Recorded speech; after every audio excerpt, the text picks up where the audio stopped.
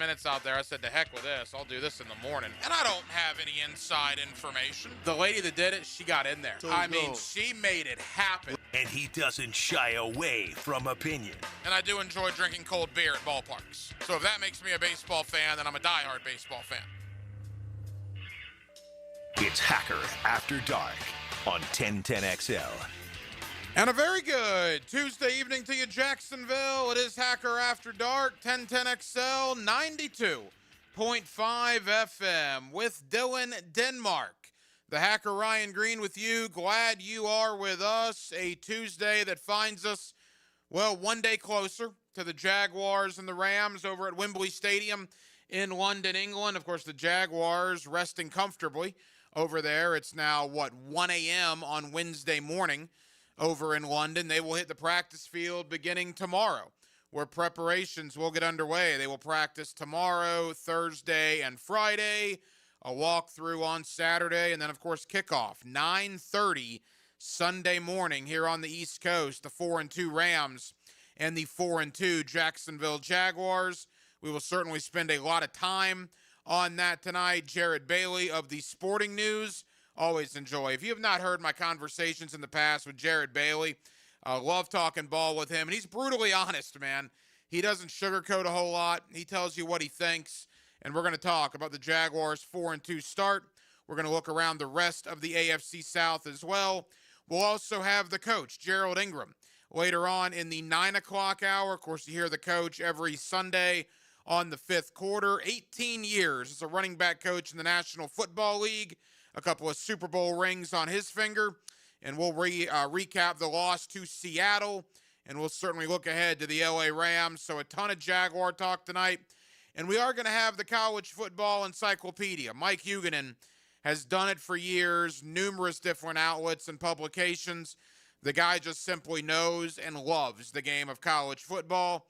And we're going to talk about the futures of both Billy Napier at Florida and Mike Norvell at Florida State. So we are absolutely jam-packed.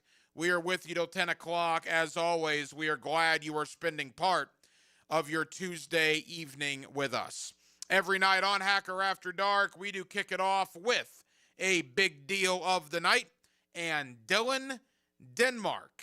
Let's do that right now.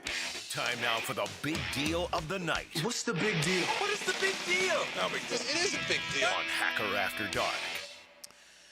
You know, for years and years and years, I would say an overwhelming majority of the last 20 to 25 years, basically the entire century to this point, Northeast Florida football fans that are either Gator and Jaguars or Seminole and Jaguars, you relied on your Saturdays to keep your sanity because your Sundays were filled with nonsense. And boy, how the tables have turned here in 2025. This year, it's the Jacksonville Jaguars on Sundays that are helping you keep your sanity. And it's your Saturdays that are completely filled with nonsense coming out of Tallahassee and coming out of Gainesville. And I wanted to spend a little time to kick off tonight's show talking about the futures of Mike Norvell at Florida State and Billy Napier at Florida. Both guys do not deserve to return in 2026. Both guys should be relieved of their coaching duties. Both guys, you could argue, have put once proud programs into the ground currently. It's a bad situation in both Tallahassee and Gainesville. That's what we talked about a little bit last night, right? What's the silver lining for Florida State fans in our area? Well, at least Florida sucks too. That's what you have. What's the silver lining for Gator fans? At least Florida State's terrible with us. At least in your depressing waste of a 2025 season, your bitter rival and their fan base is right there with you. Florida and Florida State have combined for 5 wins and 7 losses here in 2025. Both got absolutely boat raced by Miami. I don't care what the final score was in Tallahassee. If you watch that game, it was 28-3, and then Miami stopped caring. And Florida State, I guess to their credit, still battled, but that was not a 28-22 football game. Miami was clearly better than Florida State, and Miami was clearly better than Florida. Let me begin with Mike Norvell. 13-0 was a long time ago, man. Long time ago. And I'm not even going to count the Orange Bowl. I'm not even going to count losing by, 150 points or whatever. I think it was like 60-3 or something ridiculous. 63-3. 63-3. I kid because I care. It actually was a 60-point beating. Might as have well been 150. I'm not even going to count that. The 18 games since 13-0 in 2024 and 2025, you've lost 13 of them. You've lost 13 of 18. That's unacceptable. I don't need Mike Norvell to go to the podium after every game and tell me that's unacceptable. I don't need Mike Norvell to go to the podium after every game and tell me the team is still going to fight and they're going to battle and this, that, and the other. That's what losing coaches say. Because what else are they going to say? What else do you have? When you lose 13 out of 18 at a program like Florida State, what else can you say except, well, we're going to battle and we're going to give it everything we got and this team isn't going to quit? Well, that's wonderful. They also didn't quit under Bobby Bowden when they were finishing in the top 4 13 consecutive years. I don't need to hear it. I need to see it. And on the field, you're 5-13 in the last 18. Here is a crazy stat. And I'll give our friends at warchant.com credit for this. I believe it was Corey Clark and Irish Schofel on their postgame show Saturday. Denmark, I don't know if you saw this or not. Since 1981, so you're basically going back 45 years, roughly. 45 years of Florida State football. They've had 10 instances in those 45 years where they've had at least a 3-game losing streak. You with me? 45 years, dating back to 1981, 10 times in those 4.5 decades, they've lost 3 games or more consecutively. You know how many Mike Norvell is responsible for? Like 3 or 4? He's responsible for 6 of them. Whoa. 6 of the 10 in the last 45 years, 3-game losing streaks or longer. Norvell is responsible for over half. And he's only been there for 5 years, 6 years? Ladies and gentlemen of Florida State Nation, the Marching Chiefs, the Garnet and Gold, Chief Osceola, Renegade, if you're listening, you got problems at Florida State. You got problems. I know it's a huge buyout. I literally don't know if you have the funds to do it, but you got to cut ties, and you got to cut ties soon because your program is just getting buried right now.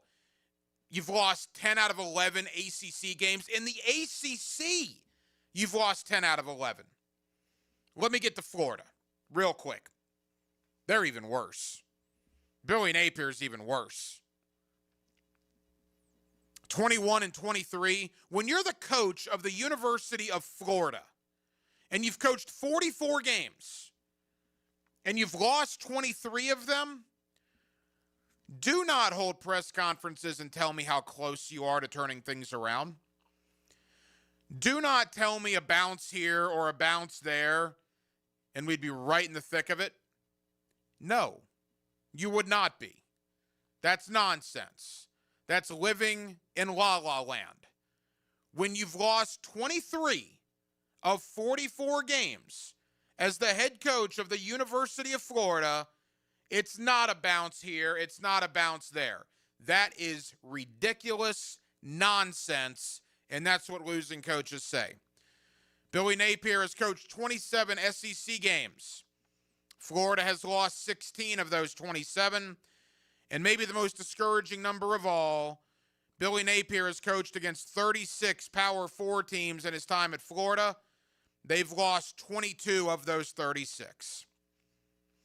I'm of the opinion if they lose to Mississippi State on Saturday, Billy Napier will be fired on Sunday, and I'm not all that certain that even if they beat Mississippi State, that he still won't be fired on Sunday. To me, that would be a little hard-pressed to do that, but I've heard from enough people this week that say that might actually be in play. It may not matter what happens against Mississippi State. He might be shown the door regardless. Now, I want to say for the record, I think if he beats Mississippi State, he's not gone on Sunday. I do think, however, if he loses to Mississippi State at homecoming to drop to 2-5, there will be a press conference on Sunday afternoon.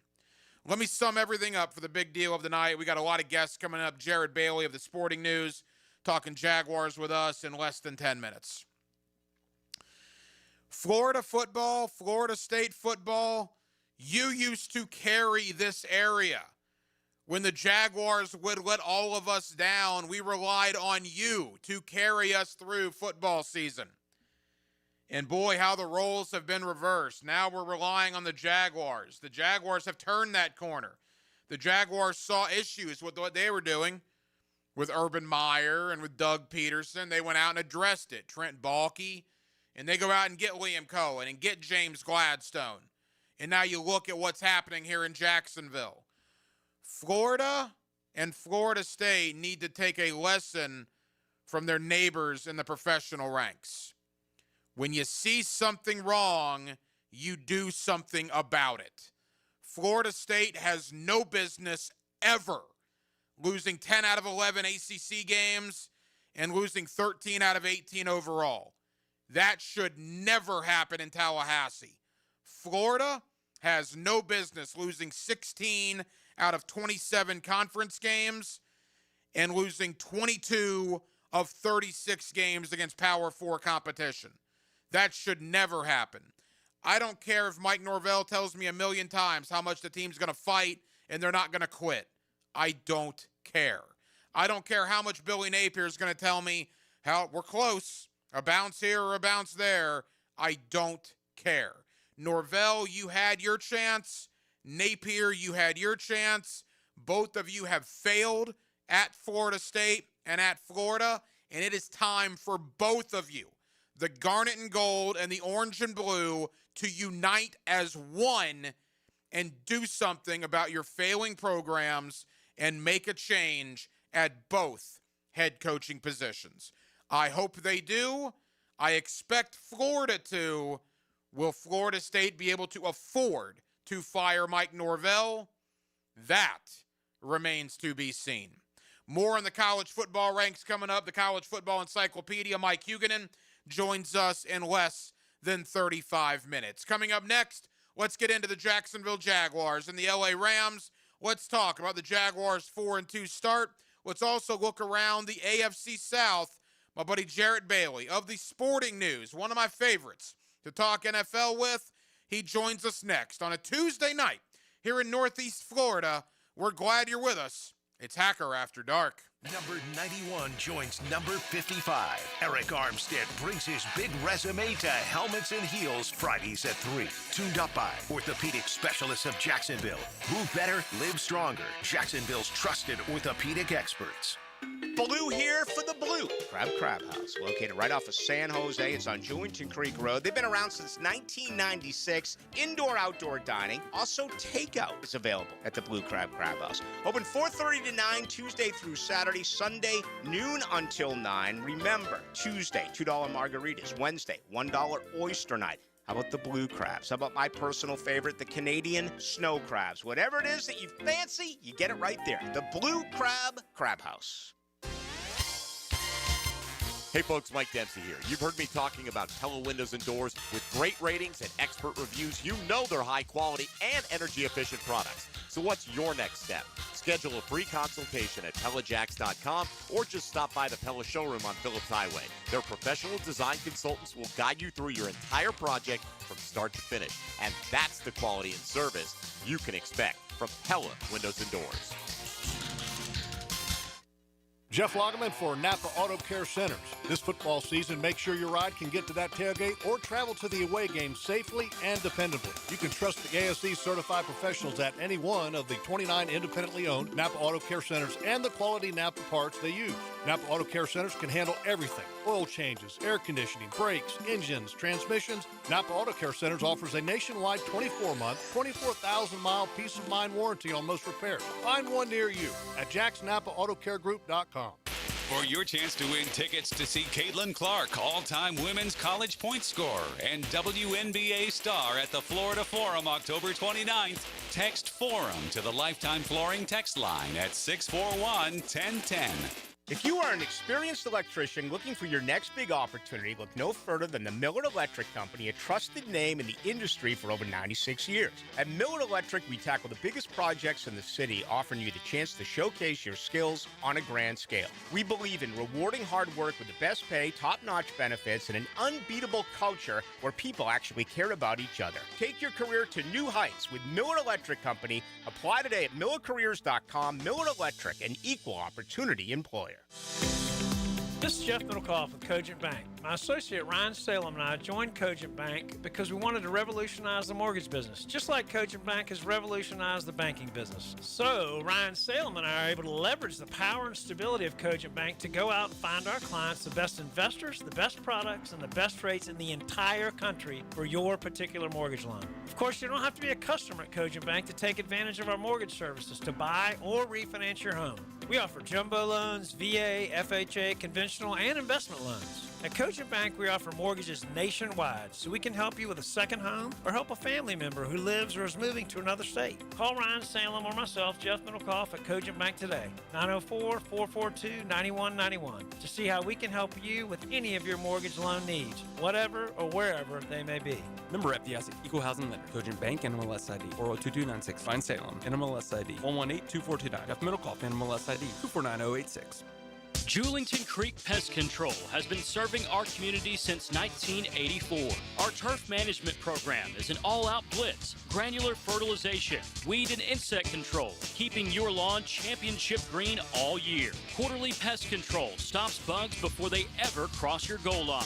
Family-owned, locally operated, expert technicians, top quality products, no gimmicks, just winning results. Julington Creek Pest Control, our family serving yours since 1984. DivorceMenOnly.com. This is Kenny Lay of Kenny Lay & Associates. Our firm specializes in representing men in family law. That's all we do. That's our only focus. We can help with all of your family law needs, such as divorce, custody, alimony, and child support. For over a decade, we have helped thousands of men with these types of issues. We even have an appellate division ready to challenge a judge's ruling. If you need a family law attorney, go to DivorceMenOnly.com. DivorceMenOnly.com. Offices, Jacksonville. Jacksonville, archery season is here, and nobody does archery like Green Acres Sporting Goods, home of the largest archery pro shop in Northeast Florida. Come test shoot the newest bows from Matthews, Hoyt, Raven, and all the top brands. And starting this month, take advantage of Florida's sales tax holiday on all Second Amendment related items, running now through the end of the year. You can find it all at greenacresporting.com. Jax is more than a city, beaches, suburbs, or a destination. We're a community that takes care of each other. I'm former Jaguar Tom McManus. J-Dog Junk Removal and Hauling is dedicated to serving you with respect and integrity. From estate cleanouts to furniture and appliance removal, we handle it all. Call 506-1256 for your free estimate today. We're here for you. We're veteran-owned and operated. J-Dog Junk Removal and Hauling. 1010XL, presented by Farah & Farah, exclusive injury law firm of the Jacksonville Jaguars. Still present, ready. Farah doesn't flinch. Now, another great guest on the Checkmate Coatings phone line. Hello. Your floor's missing piece. Back here on 1010XL at 92.5 FM in the city of Jacksonville. We are glad you are with us. The Jaguars and the Rams, Sunday, 9:30 in the morning here on the East Coast, as the 4-2 Rams and the 4-2 Jaguars get it on at Wembley Stadium in London, England, in what all of a sudden is a pretty big game for the Jacksonville Jaguars heading into their bye week the week after. Let's talk about the 4-2 start here in Jacksonville. Let's recap the loss to Seattle, and let's look ahead to that big ball game over there at Wembley Stadium with Jarrett Bailey of the Sporting News. Jarrett's always kind enough to join us here on 1010XL. Jarrett, how you doing, man? Doing well, man. How are you? Jarrett, we're good. Thank you for the time. You and I haven't spoken over a month. And look, the loss to Seattle was disheartening because even as bad as the Jaguars played, they still had opportunities in the fourth quarter. But I think after you take a deep breath and you kind of assess where they are, I don't know how many people had the Jaguars 4-2, Jarrett, after 6 weeks. And I think you got to take stock of that after that performance on Sunday. Yeah, I mean, not to pat myself on the back, but I did. I picked them to win the division, so I'm feeling pretty good about where they currently sit, even with, how good Indianapolis has played. With Jacksonville, the problems that they have kind of like inversed, where in the past, especially in that 2022 season, everything was on the offense and Trevor Lawrence. Right now, the defense is showing that they're the dominant unit and that they're going to keep them in games. So even when the offense struggles like it did against Seattle, the defense did all it could. It's not like Seattle was an offensive juggernaut. I know Jackson Smith and Jigba had the long touchdown, but they didn't put up a billion points. And like you said, the Jaguars still had a shot to win. And so that's at least a silver lining that Jaguars fans can take away from this, is that it's not going to be either, Trevor Lawrence or bust. The defense has been incredibly opportunistic with takeaways this year, and they've done it not just frequently, but at incredibly opportune times. Obviously the Devin Lloyd pick six against Kansas City being the biggest example of that. So, despite the loss and despite the offense being a little bit up and down, it was against a defense in Seattle. It's very good. I'm not, overly worried about Jacksonville, all of a sudden falling off a cliff or anything like that. They played against a really good defense, and they were coming off a very emotional win against another really good defense. So this is a team that is for real. They're not going to win every game, but looking at how they've played throughout the first 6 weeks, I still feel confident in them as a playoff team in the AFC. Jarrett Bailey of the Sporting News. They got to learn to block pretty quick. That was a bad offensive line performance on Sunday. When you have Jared Verse and the boys waiting for you over there in London, you better figure that out pretty quickly. Yeah, I think Trevor was sacked, 7 times and hit 17 times. Was not a good performance from the offensive line, and that's something that does need, to improve drastically before Sunday. It's not a very high bar when it comes to improving after a performance like that. But when you are facing a guy like Jared Verse and also Kobe Turner and Braden Fisk, just a really good front four that the Rams have, that's something that you got to be wary of. The positive thing for the Jaguars, though, is that the Rams secondary isn't all that great. And we saw what the 49ers plan of attack was with a depleted offensive line. It was just quick game them to death. And especially with the fact that we've seen Brian Thomas kind of come alive a little bit. Travis Hunter's had a little bit of a surge over the past couple games. So if they can just beat the Rams with quick game, just draw up 3-step drops and get the ball out and limit what Verse and Fisk and Turner can do, that's a pretty good formula for beating the Rams defense, because they don't have any stars on the back end. So that would be something I expect Liam Cohen to draw up. Obviously, he's got a history with Sean McVay being there before, so there is a little bit of familiarity there. But the best way to beat the Rams defense, especially if you're a little bit weary about your offensive line, is quick game them to death. Don't hold the ball too long. And, even if it's just nickel and diming them down the field, that has proven to be an efficient way of getting around that really good front four. Jarrett, we're 6 games into the Travis Hunter experience. What do you make of what Hunter has done to this point, and what do you hope to see the Jaguars do with him moving forward? I mean, I said it at the time. I didn't love the trade. And for what they gave up, he needs to be, that generational guy that everybody was talking about him being. And, right now he's been fine, but not nearly – he hasn't done nearly enough to, back up what they gave up for him. And, it's hard when you're playing a guy on, both sides of the ball, and I get that. But, so far this year, 20 catches, less than 200 yards, doesn't have a touchdown yet, which is pretty surprising. And then defensively hasn't made like any sort of huge splash plays either. So I don't know. It feels right now, and I'm not saying that this is why they did it, but it felt like they were trading for the name and the entertainment value more so than having a plan for the actual player. And, he had like a huge catch against Kansas City last week. He had 3 catches for over 60 yards. And then this past week, he doesn't top 20 yards receiving. So it feels like they're failing to capitalize on the talent that he is. Because when you get the ball in his hands, he is shifty. He will make guys miss. He'll get extra yards. That's what his superpower is. So I would like to see them, draw up more design touches for him, because like I said, if you trade all the things that you traded to get him, you would think that you had a plan in place to, make him an instant star in the offense.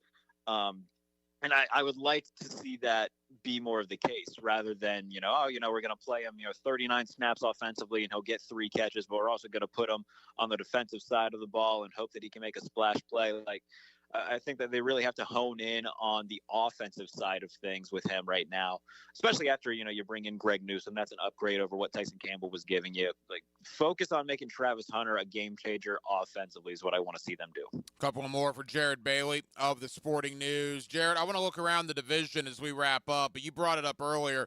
This game on Sunday, you talk about the familiarity that Les Snead, the Rams GM, and James Gladstone, the Jaguars GM, have with one another. And then obviously the relationship that Sean McVay and Liam Cohen have. These guys are going to know what each other likes to do. The GMs are going to know, especially Gladstone, will know most of the Rams players' weaknesses. Snead knows what Gladstone, the type of player he likes. That dynamic is certainly going to be very interesting on Sunday when these two teams get together. Yeah, and the Rams are coming off a game against Baltimore that, they won, but it wasn't as dominant as I think a lot of people were expecting. It was a 17-3 game, and it never felt like the result was in doubt. But there were times where, Baltimore got down into the red zone and could have taken the lead. The Rams had a goal line stand against Baltimore's offense, and that was practically the game. But it felt like they were kind of playing with their food a little bit too much. And, eventually they pulled away and won. But now they're going to be without Puka Nacua, who's got a sprained ankle, and that plays into the hands of the Jaguars and what their strength is, which is the defensive side of the ball and in the secondary, and that allows them to hone in on Devontae Adams and say, all right, make Tutu Atwell beat us, make Higbee and Whittington, make those be the guys that beat us. So I fully expect Liam Cohen and company to have that type of strategy in place. Obviously, Liam wasn't there with Devontae Adams, who is in his first year at the Rams, but he knows what Stafford's going to want to do. He knows what Sean's going to want to do on offense. And like I said, defensively for the Rams, you just got to play around and try to keep Jared Verse out of the game, keep Fisk out of the game. The familiarity there with all of these connective tissue pieces between these organizations is certainly going to be a factor.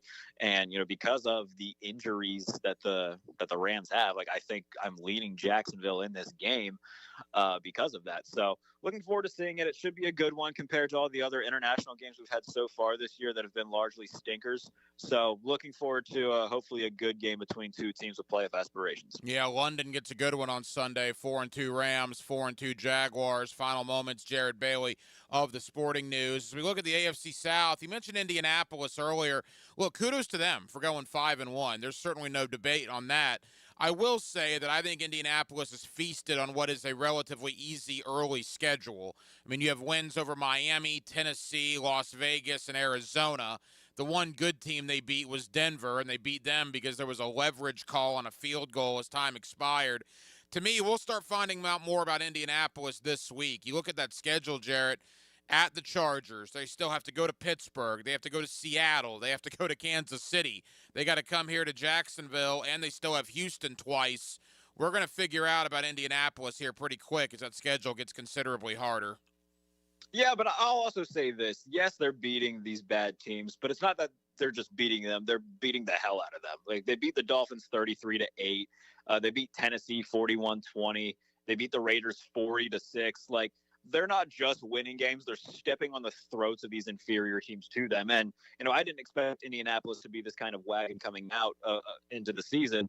But, this is a legit good team. And against Denver, against a good Broncos defense, being able to put up 29 points, I don't think that that's nothing. But I would agree, you look at the schedule coming up. They have the Chargers in Los Angeles, and they were just in Los Angeles a few weeks ago against the Rams. And look, if not for an A.D. Mitchell blunder at the goal line, perhaps they win that game as well. But, yeah, they go at Los Angeles, and then they have a game against Tennessee again. Obviously, they won that first matchup earlier this season. And then Pittsburgh will be an interesting one. They haven't won there in a long time, but they have won the last 2 against the Steelers. So, I think that they're going to be at this point, like they're 5-1, that they should be a playoff team barring anything crazy happening. And they have a relatively easy schedule. But this is a team I didn't expect to see that coming. I think I predicted them to have like 6 wins coming into the year, but I think Shane Steichen and Daniel Jones deserve a lot of credit for being a good marriage so far, where, we've seen it a lot over the past few years where Sam Darnold thrived in Minnesota. Baker Mayfield had a quick stop in Los Angeles and got his career back on the right path. Sometimes, not every quarterback is Mahomes, Allen, Burrow. Like, situations matter for those middle of the pack guys in terms of reaching their ceiling. And, when you find the right marriage with the right quarterback, sometimes things just really work out. We're seeing that with Indianapolis. And we'll see what happens going down the line. But they're certainly doing better than I would have projected them to do. And that's a kudos to the coaching staff there, and a kudos to Daniel Jones and all the players that have put in the work. Jarrett, final question. We got about 60 seconds. As far as Houston goes, I won't even waste time with Tennessee because they're awful. Houston's won 2 in a row. They're coming off a bye. They get to see Seattle in Seattle next Monday night. What's your thought on the Texans moving forward?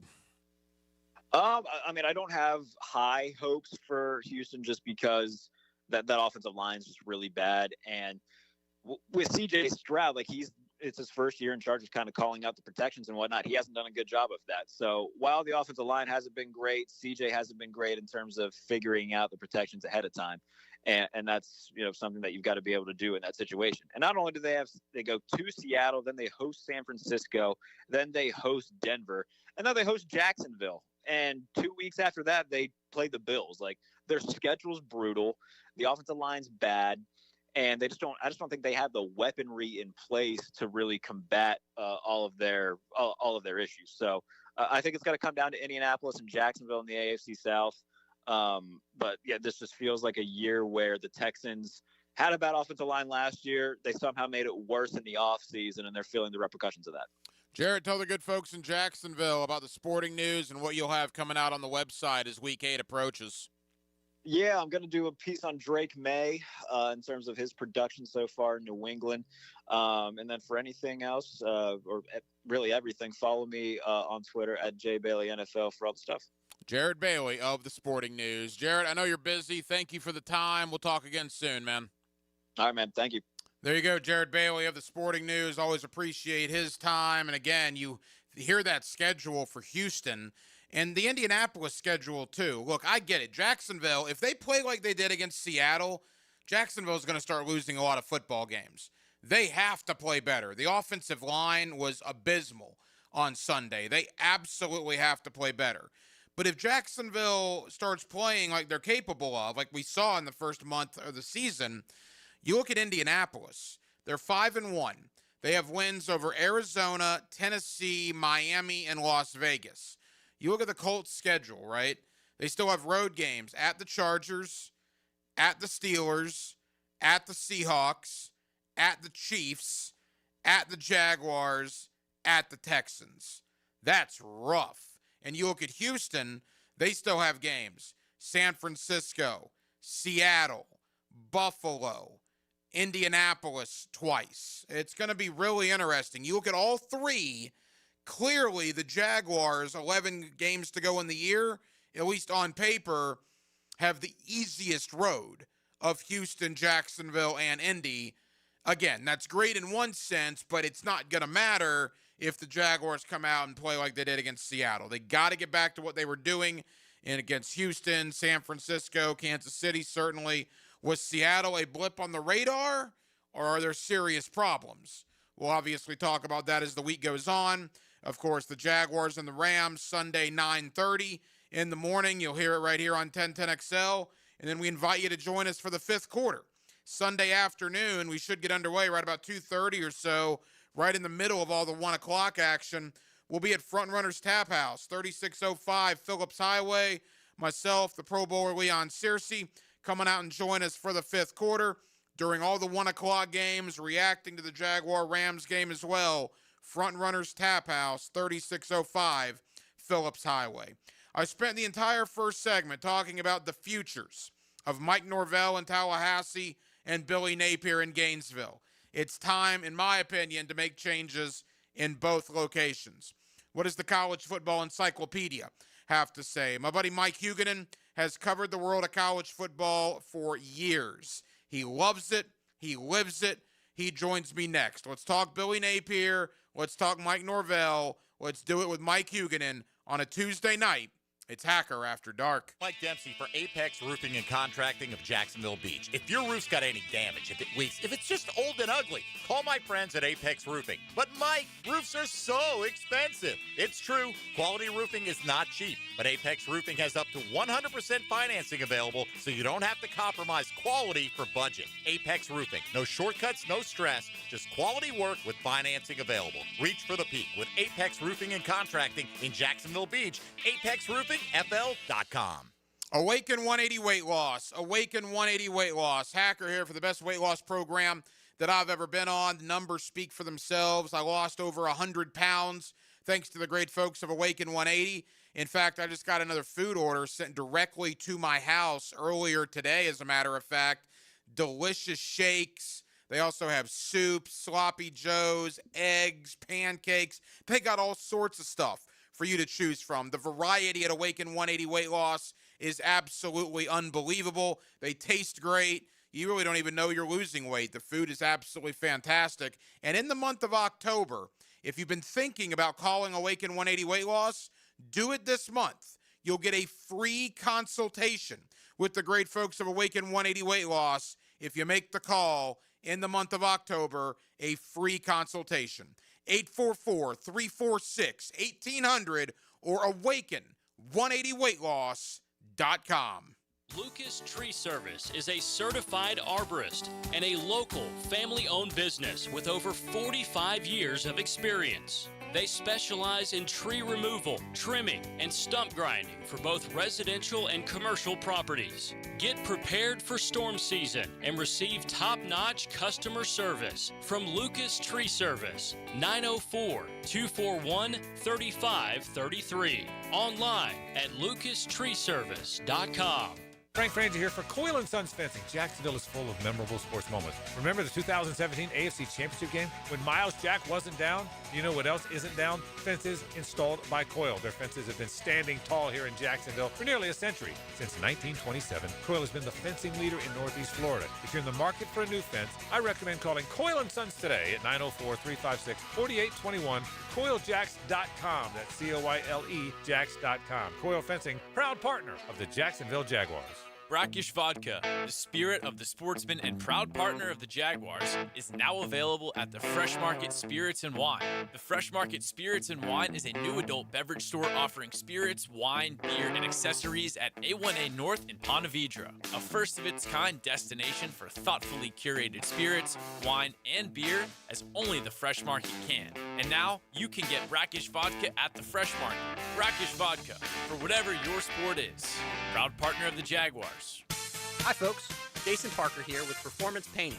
Ever wonder what to do with leftover paint that you don't want? Here's a few options. Paint can be placed in the regular trash if it's dry. Simply stir in kitty litter to a thick consistency. Then wait a few days with the lid off till it dries. Also, if the paint is good, there's many charities or churches that would love to have it. If you'd like more tips or have a project, we'd love to help. Go to performance-painting.com. Performance Painting, repair, protect, preserve. Performance Painting! Landscapers, St. Augustine Grass homeowners, listen up. Tired of dealing with the brown and thinning lawn? Topdressing.com is now in Jax. Give them a call. Let them be your St. Augustine solution.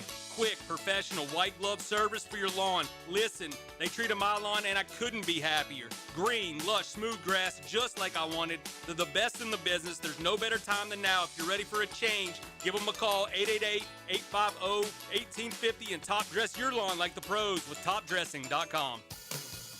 With Lee and Kate's Glass, you're gonna see a big difference. Hey folks, it's Frank Frangie for Lee and Kate's Glass. They say you're going to see a big difference. But what does that really mean? It means a live local person on the phone, a smooth, easy process, skilled craftsmen, and excellent customer service all around, with your satisfaction absolutely guaranteed. Visit LeeandKatesGlass.com. With Lee and Kate's Glass, you're gonna see a big difference. What does the logo on the Pittsburgh Steelers helmet signify? The answer next. When you file a claim with Southern Oak Insurance, we schedule one of our trusted vendors to work directly with you, which means a faster claim resolution. Find out more at southernoak.com. Our family protecting yours, Southern Oak Insurance. The logo on the Steelers helmet represents the steel industry. It's the only NFL team with the logo on just one side. Southern Oak Insurance. Our family protecting yours. 1010XL, presented by Farah and Farah, exclusive injury law firm of the Jacksonville Jaguars. When it's game time, Farah doesn't flinch. Now, another great guest on the Checkmate Coatings phone line. Hello. Your floor's missing piece. Back here on 1010XL and 92.5 FM in the city of Jacksonville. We are glad you are with us. Florida and Mississippi State, homecoming in Gainesville. I guess the 2-4 Gators back at home. You'll hear the game right here on 1010XL. As far as Florida State goes, well, you got to stay up late to watch them this week. That ACC Classic between Florida State and Stanford takes place Saturday night. I believe that's a 10:30 Eastern kick between the Cardinal and the Seminoles. Let's talk about the games, but maybe moreover, let's talk about the futures of Billy Napier and Mike Norvell. And let's do that with Mike Huguenin. I call him the College Football Encyclopedia. Mike has been doing it for years, and he's always kind enough to join us here on 1010XL. Mike, how you doing, man? Doing quite well. Mike, appreciate the time as always. I know you're busy this time of year. All right, you and I last spoke when Florida had hope in this 2025 season. That hope has been shattered and crushed in the last month plus. They're now 2-4. And the fact that James Franklin got fired at Penn State and Billy Napier still has a job at Florida makes Gator fans even more irate than they probably were on Saturday night. Yeah, I think that, could you have waited to fire Franklin? Yes. Could you have waited to fire UCLA's Deshaun Foster? Yes. Could you have waited to fire Virginia Tech's Brent Pry? Yes. But why not get rid of the coach you're eventually going to get rid of? Just get it over with. Rip the Band-Aid off the wound. In UCLA's case, they looked unquestionably like the worst team in Power 4. They've won 2 games in a row because they changed play callers. Gee, interesting. How do I want to put this nicely? There is absolutely 0% reason Billy Napier should return next year.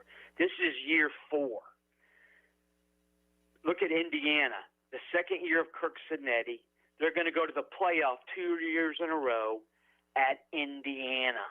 Yes, players at IU were left by the previous regime, including 2 starters in the secondary from the state of Florida, but Cignetti did a great job rebuilding extremely quickly with the portal.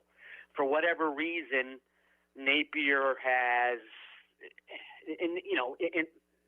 Napier's a lot like Dabo Sweeney in that, okay, culture is important. We're going to build. We're going to bring in players and build with our guys. Okay, to an extent, that's fine. At the same time, this era gives you the opportunity to go out and immediately get better. And I don't think that Napier fully grasps the premise behind the portal. His play calling is brutal, horrible, horrific. embarrassing, rancid, any negative adjective you can think of, you can attach that to Billy Napier's play calling. Is Florida the most talented team in the SEC? Of course not. Are they more talented than their record would indicate? Yes, they are. They have 2 5-star freshman wide receivers who are talented. DJ Lagway was a National Player of the Year for a reason. There's a really nice running back group. Heck, Florida was down to its fourth-string running back was its backup last Saturday, and KD Daniels ran well. The problem is the play calling along with the offensive line, though I would argue that the offensive line's shortcomings can be sort of glossed over some if there were a better play caller. I don't know why you don't get rid of Billy Napier, especially with the new transfer rules. Players are not allowed to enter the portal until 5 days after a new coach is hired. So if you're afraid that, all these guys are going to leave if you fire Napier, well, they can't until the next coach is hired. So I don't know why you don't give the fan base a modicum of hope by firing Napier and letting somebody else call plays. Is it the best offensive staff? No. But, let's get serious here. You're not exactly replacing Bill Walsh as a play caller. It's sort of mind-blowing. Florida's in year 4 of this, and I would argue that while Florida's talent level has increased, the results on the field are worse, and that goes back to one guy and his stubbornness, Billy Napier. Mike Hugan in with us here on 1010XL, and I hate that we're at this point because I don't even think I'm going to ask you about the game, and I want to get to Mike Norvell in a moment as well. But let me ask you the question that everybody's asking me, and you kind of alluded to it. Why on earth has Scott Strickland not pulled the plug yet? What is he waiting for? That's a good question, and I'll be honest. Athletic directors have a hand in hiring new coaches to an extent. If you're a big money booster and the AD at whatever school you're a big money booster for says, we're going to hire this guy, and you as the big money booster and your big money booster buddies go, are you insane? We're not hiring that guy. The AD ain't hiring that guy. So I don't know why Strickland hasn't pulled the trigger. And I'll be honest, if I'm a Florida fan, I am shaking in my boots with the idea that Strickland is going to make the next hire. Did he hit gold with Todd Golden? Yes, he did. But look at the women's soccer and women's basketball. They had scandals in the program, and Strickland was just like paddling the canoe downriver. Didn't really care. So I don't know if how much leeway Strickland's going to get in this hire, or if it's a case of the big money boosters ponying up the cash and saying, here's who we want, and if you don't get him, we're going to have to talk about your future, even though he just got a new contract. Because the buyouts, they're insane, and they're an example of why most college athletic directors are incompetent. They're CEOs of $150 million companies, and they throw money around like it's nickels and dimes. So the idea of Strickland making a hire should scare Florida fans.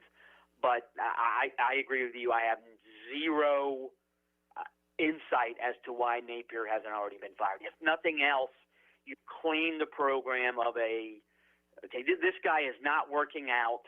What's the harm in letting somebody else try to call plays? It's certainly helped for UCLA. It's helped in the past for other schools.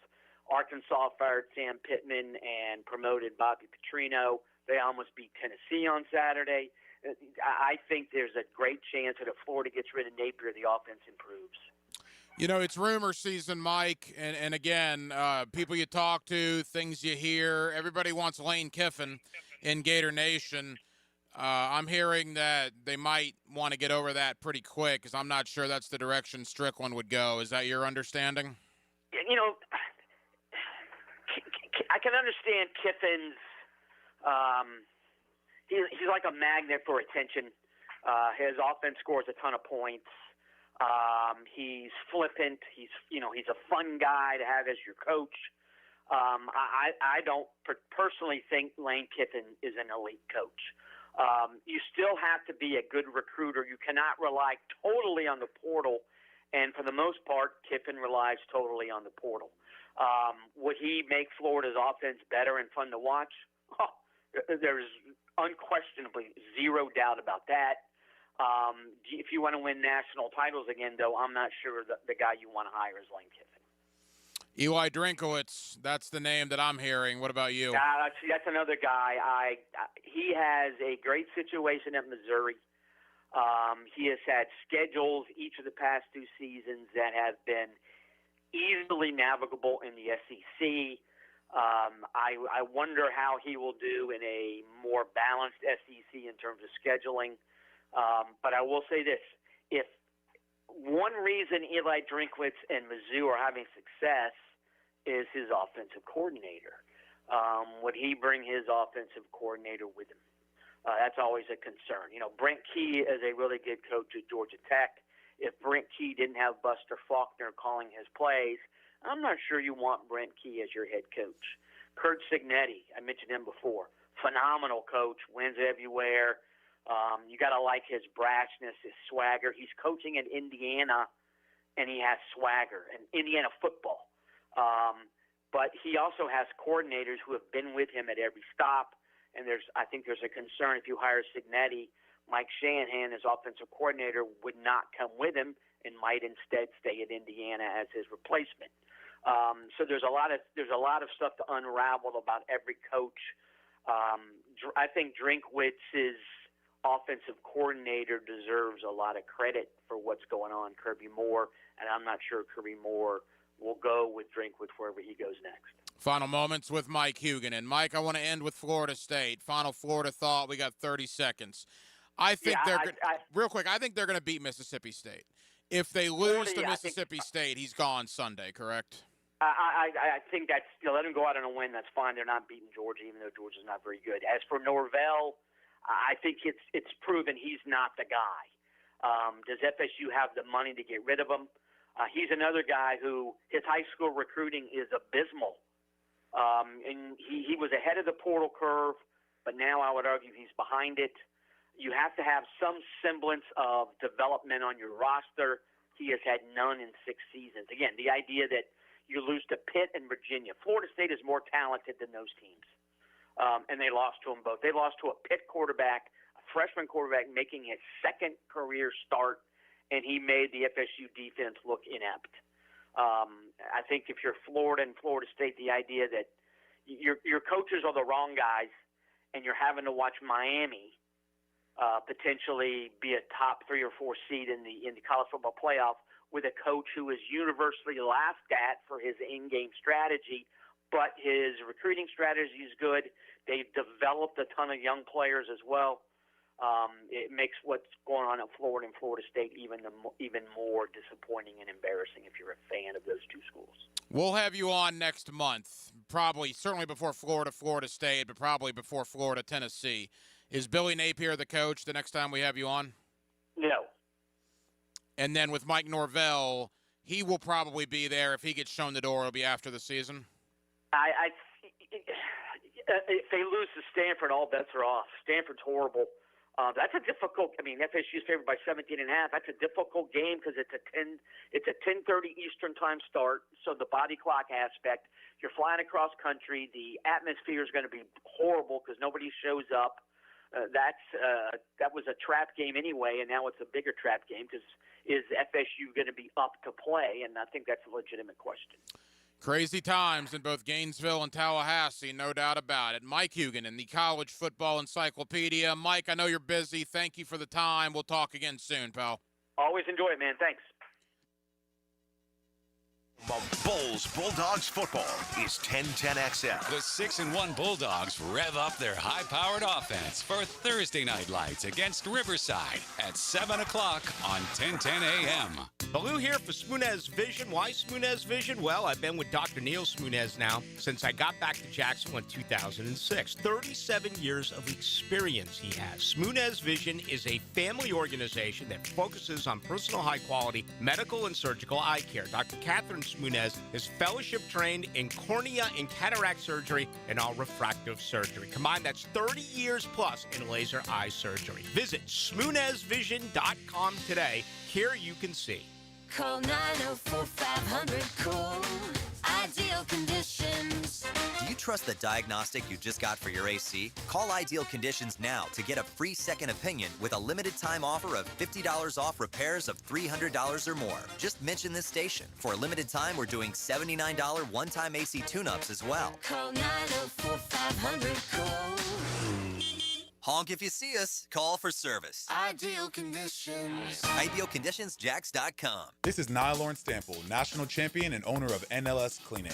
We're your exterior cleaning experts for pressure washing, gutters, windows, and paper sealing. This event season, get your home or business ready to go before guests arrive. NLS Cleaning, 708-8802. Dr. Kevin Murphy with Southeast Orthopedic Specialist, congratulating our Scholar Athlete of the Week. Michaela Log, a senior swimmer, soccer, and lacrosse player at Fletcher High.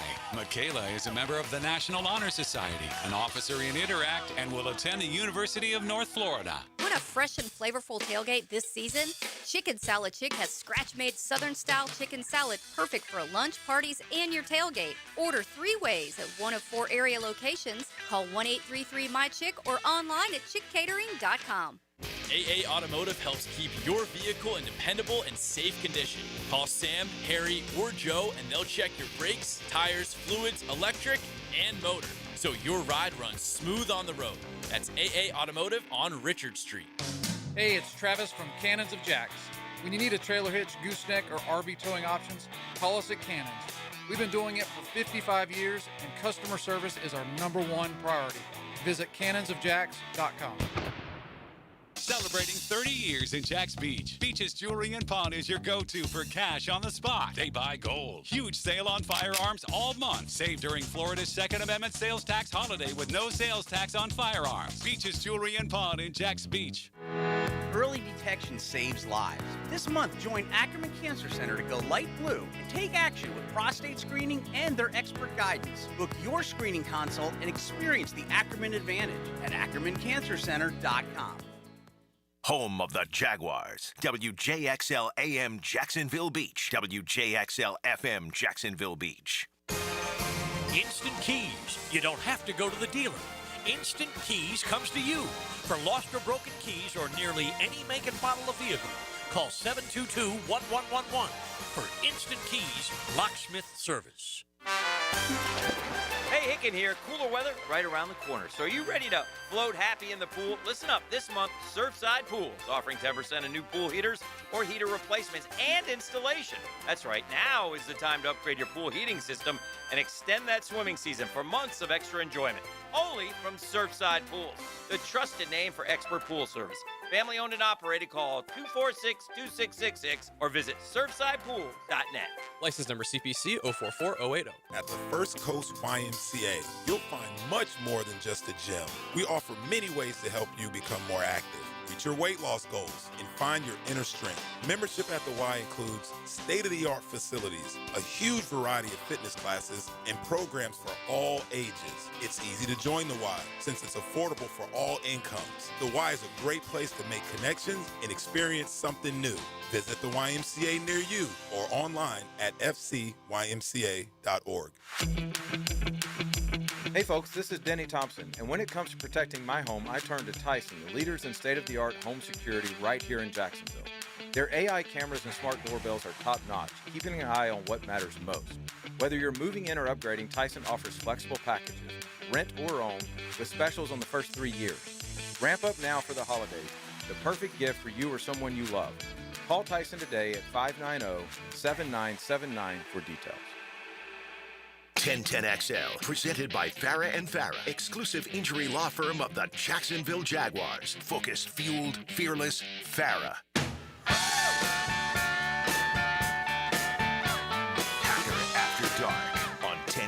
XL. Halftime, Hacker After Dark, 1 hour down, 1 hour to go. We'll take you up till 10 o'clock as we do every night, 1010XL and 92.5 FM. Coming up here in the 10 o'clock hour, the coach Gerald Ingram, 18 years as a running back coach in the National Football League. You get him every week on the fifth quarter. We'll have the coach on to recap the Seattle loss, certainly take a look ahead to Los Angeles, but more so, being a running back coach for 18 years, what has gone wrong with the Jaguar running game the last 2 weeks? Keep in mind, the first month of the year, the Jaguars statistically had a top 5 rushing attack. They have had far from that against Kansas City and, of course, against Seattle. So how can they get the running game back going? What about the offensive line problems? We'll dive into all of that with the coach, Gerald Ingram. That comes up in less than 15 minutes. Also, later on in the 9 o'clock hour, we will head up to Nashville. One of my guys when it comes to the Tennessee Titans is Tyler Rowland. He's the host of the Locked On Titans podcast. What a mess for our division rival. Couldn't happen to a better team, right, for you Jaguar fans. They are a disaster. The Tennessee Titans fired their coach yesterday, Brian Callahan. Reports came out that they fired him basically without a plan as to who was going to be an interim. Few hours later, they announced Mike McCoy, former Jaguar assistant and a former coach with the Chargers, head coach with the Chargers. He is the interim. Are they ruining Cam Ward already? I mean, they're 1-5. They should be 0-6. Callahan got fired after a 4-19 record in 23 games. And they have Mike Vrabel, their former coach, bringing in the 4-2 Patriots to Nashville this week. So we'll talk a lot about the Titans. We'll also look around the AFC South as well with Tyler Rowland of the Locked On Titans podcast. He joins me coming up towards the bottom of the 9 o'clock hour. Jaguars get back to work tomorrow in preparation for the LA Rams. Boy, it's a good London game, right? You think about some of the stinkers that we've had with the international series, particularly last week, the Broncos and the Jets. The Jets were just awful. The Cleveland Browns were over there a couple of weeks ago. It has not been a lot of good, hard, competitive games between good football teams. That changes on Sunday. It's actually the final London game of the year. There are 2 more international games that I believe take place in Germany, I want to say, or outside of London. So it's the last London game. And again, the 4-2 Jaguars, the 4-2 Rams, and the dynamic at play, and we'll get more into this as the week goes on, the relationship between Sean McVay and Liam Cohen is certainly a strong one, right? Liam Cohen was working under Sean McVay for many years in LA. The relationship between James Gladstone and Les Snead, right? The 2 GMs. Gladstone worked for Les Snead for 9 years with the LA Rams. So there are certainly many dynamics at play. The Rams coming off a win over Baltimore. Will they have Puka Nacua? We still don't have clarity on that.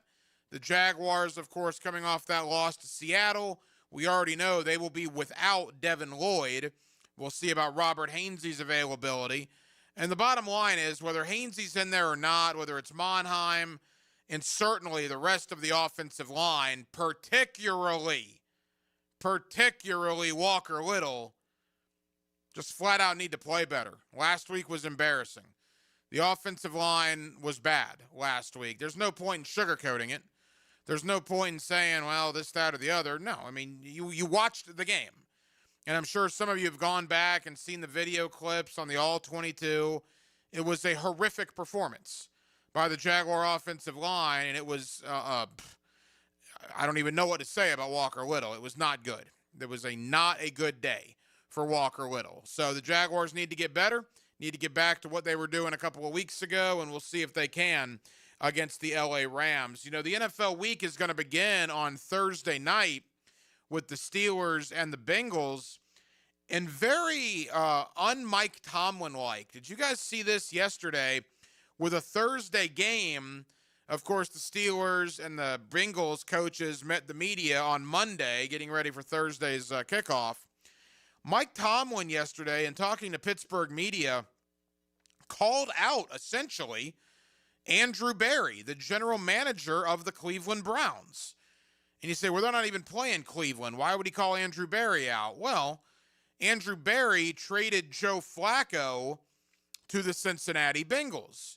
So Mike Tomlin yesterday, in getting ready for the Bengals, basically said, Andrew Berry, well, he's obviously smarter than me, because why you would trade your quarterback that you deemed good enough to start for you on opening day, why you would trade him to a division rival who was struggling at the quarterback position is beyond him. I don't remember very, very few NFL coaches have ever just absolutely called out an opposing GM like that. In Denmark, the fact that Mike Tomlin, of all people, did that, pretty surprising, right? It certainly took a lot of people aback yesterday. Yeah, and I'm sure if he has that opinion, other people in the division probably have the same opinion. Oh, I think everybody around the league probably has that opinion. Why would you help Cincinnati out with a guy like Joe Flacco, who 6 weeks ago you deemed as the best quarterback on your roster because you started him opening day? Yeah, it's one of those strange things. It's you can't really make sense of it. That is just a poorly run organization. And the fact that here we are in 2025, and the fact that the two starting quarterbacks on Thursday night will be Aaron Rodgers on one side and Joe Flacco on the other is absolutely wild. Two Super Bowl winners. You know what they're calling that game? What is that? Cameron Hayward said it's the Icy Hot Bowl. Ah, yeah. Well, look, I mean, are both of those guys over 40? I think they are, right? 41, I think. Wait, when's the last time two starting quarterbacks over the age of 40 played against one another? That could not possibly have happened too often in NFL circles. Also, again, we'll get more into the NFL schedule as we get deeper into the week. Texans are on Monday Night Football, a 10 o'clock East Coast kick on Monday night. Look, I love two games on Monday night, but I like what they did last night, 7:15 and 8:15. Why you're starting a game at 10 o'clock on the East Coast, I'm not really sure. But Houston and Seattle, 10 o'clock next Monday. As we mentioned, the Titans welcome in Mike Vrabel and the Patriots. Indianapolis has feasted on a bad schedule. Their schedule gets ramped up a little bit this week. They go to L.A. to play Justin Herbert and the Chargers. And, of course, the game in London between Jacksonville and the Rams. Let's look at the Jaguars-Rams. Let's talk Wembley Stadium, the London dynamic, McVay versus Cohen, and all points in between with the coach Gerald Ingram. You hear him every Sunday on the Fifth Quarter with Leon Searcy and myself, and we're lucky enough to have the coach weekly here on Hacker After Dark. A Tuesday night here in Jacksonville, Florida. We're glad you're with us, and we're glad Gerald Ingram joins us next here on 1010XL and 92.5 FM. It's your lemon pepper guy, Leon Searcy here. My friends at Wingstop have the ultimate tailgate for you. Go to 1010XL.com to register to win a 100-piece wing party complete with fries, veggie sticks, and dips. That's 1010XL.com. Are you trapped at a high-rate mortgage, watching your hard-earned money vanish every month? Stop right now.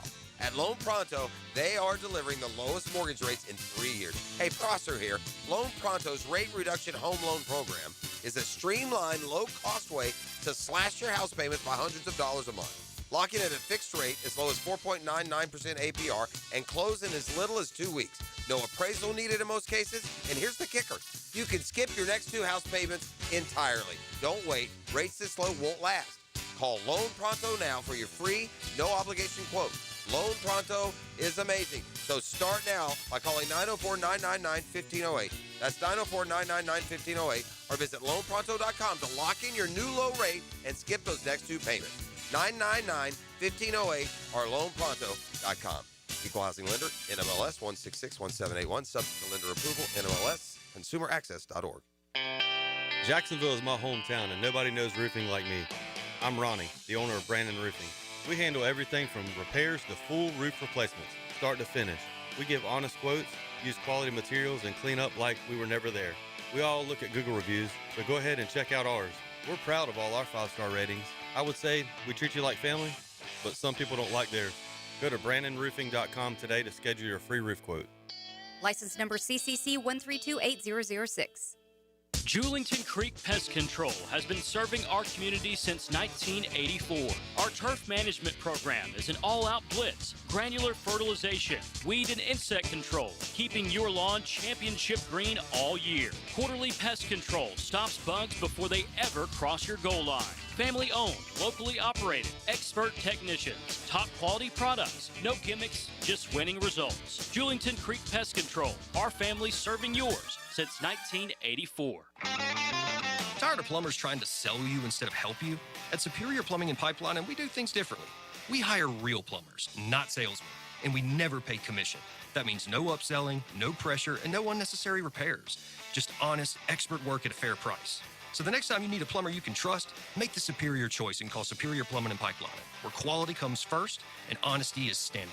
Superior Plumbing and Pipelining. No commissions, just solutions. Learn more at superiorplumbingjacks.com.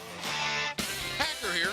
Join me and Leon Searcy for the 5th quarter this Sunday at Front Runners Tap House. All the football action and post-game reaction to the London game. This Sunday at Front Runners Tap House. Jacksonville, archery season is here, and nobody does archery like Green Acres Sporting Goods, home of the largest archery pro shop in Northeast Florida. Come test shoot the newest bows from Matthews, Hoyt, Raven, and all the top brands. And starting this month, take advantage of Florida's sales tax holiday on all Second Amendment related items, running now through the end of the year. You can find it all at greenacresporting.com. Hey everybody, it's Mike Dempsey, and I only like to recommend the best, which is why I'm proud to say that I chose Pella Windows and Doors for my own home. And now's a great time to upgrade your home with 0% financing for 60 months. That's 5 years of interest-free payments on the best windows and doors in the business. Don't wait. Schedule a free consultation at PellaJacks.com or visit their showroom on Phillips Highway just north of Bay Meadows. For quality you can trust and savings you can't miss, that's Pella Windows and Doors. Jax is more than a city, beaches, suburbs, or a destination. We're a community that takes care of each other. I'm former Jaguar Tom McManus. J-Dog Junk Removal and Hauling is dedicated to serving you with respect and integrity. We haul construction debris or property cleanouts for managers, owners, and realtors. We do it all. Call 506-1256 for your free estimate today. We're here for you. We're veteran-owned and operated. J-Dog Junk Removal and Hauling. 1010XL, presented by Farah and Farah, exclusive injury law firm of the Jacksonville Jaguars. When it's game time, Farah doesn't flinch. Now, another great guest on the Checkmate Coatings phone line. Hello. Your floor's missing piece. Back here on 1010XL and 92.5 FM in the city of Jacksonville. We are glad you are with us. The Jaguars and the Rams, Sunday, 9:30 on the East Coast. Of course, it'll be 2:30 over at Wembley Stadium in London, England, as the Jaguars 4-2, the Rams 4-2, in what is a very big game now for Jacksonville, coming off the loss on Sunday to the Seattle Seahawks. Let's talk about Seattle. Let's certainly begin to preview Los Angeles with the coach, Gerald Ingram. You hear him every week on the 5th quarter, and we're lucky enough to have the coach right here on Hacker After Dark. Coach, how we doing, bud? No, it could be better this morning, but it's going to be better tomorrow. Yeah, that's certainly the hope. And all right, Sunday certainly did not go well for the Jaguars. There were a lot of aspects, and I know you and Leon and I certainly talked a lot about it Sunday evening on the 5th quarter. For people that missed that program, Coach, first and foremost, what was wrong with the offensive line? Because that was well, quite frankly, that was a bad performance on Sunday. Oh, it was a horrible performance up front. It wasn't good enough to win. You know, when you talk about the keys to winning, you know, the first thing you talk about is you got to win up front. You know, in both aspects, offensive line and defensive line, it's not good enough to win with. You know, we have some issues on both sides of the ball that we have to address. But to start with, we didn't protect the quarterback when we needed to protect the quarterback. We didn't get those things done, and we're not playing disciplined football. And self-inflicted wounds have got to end.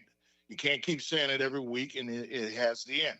The quarterback's got to manage the team, and he's got to fight through his issues, and he's got to start fast. You know, it was a slow start, and the plays that are there to hit and the plays that you miss, he'll see on film. That's got to happen. And running back, you know, you only had 7 carries, you know, but you got to make plays with what you have. You got to be a spark every time, every situation, because you're in a position to make a difference and maybe energize something to happen. But up front, it wasn't good enough to win. 18 years for you as a running back coach in the National Football League. You're the perfect person to ask. The Jaguar running game for the first month of the year was one of the biggest surprises in the league. It has regressed in the last 2 weeks. My question to you is why? Well, we're not hitting people. We're kind of playing, we're kind of playing protective football.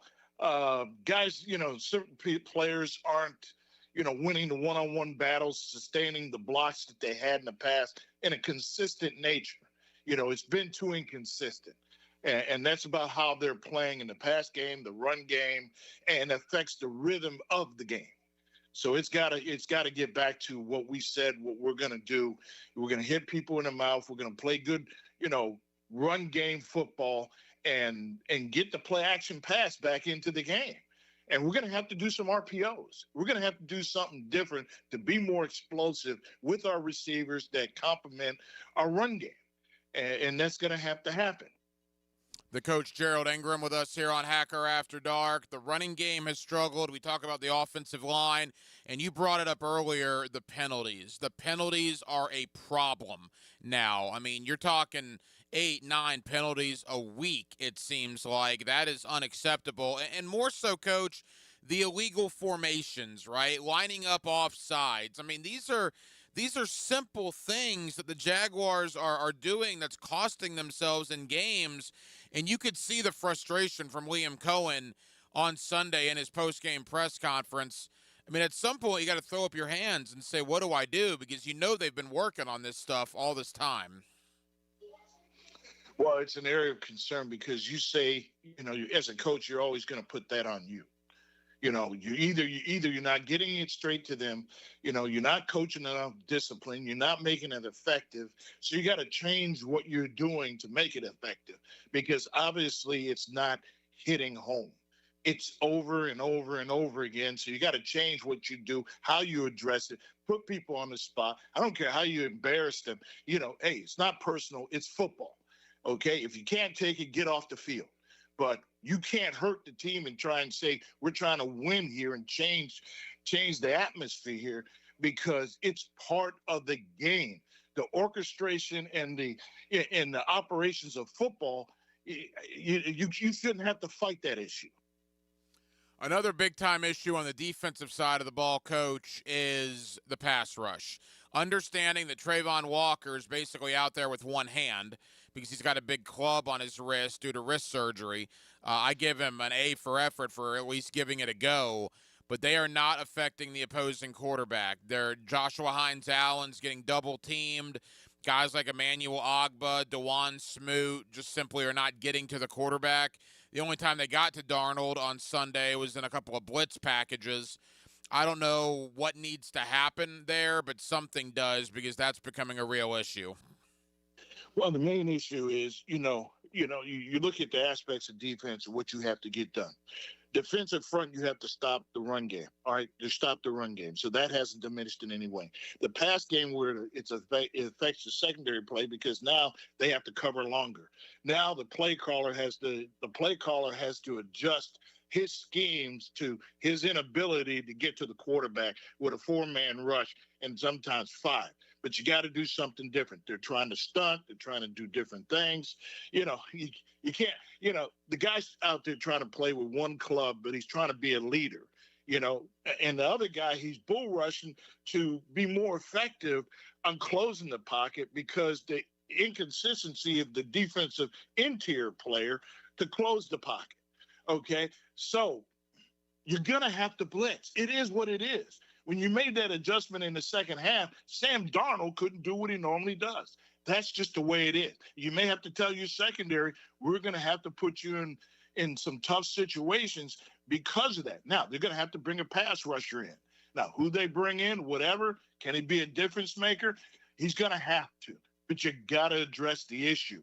because what happens is things just trickle down.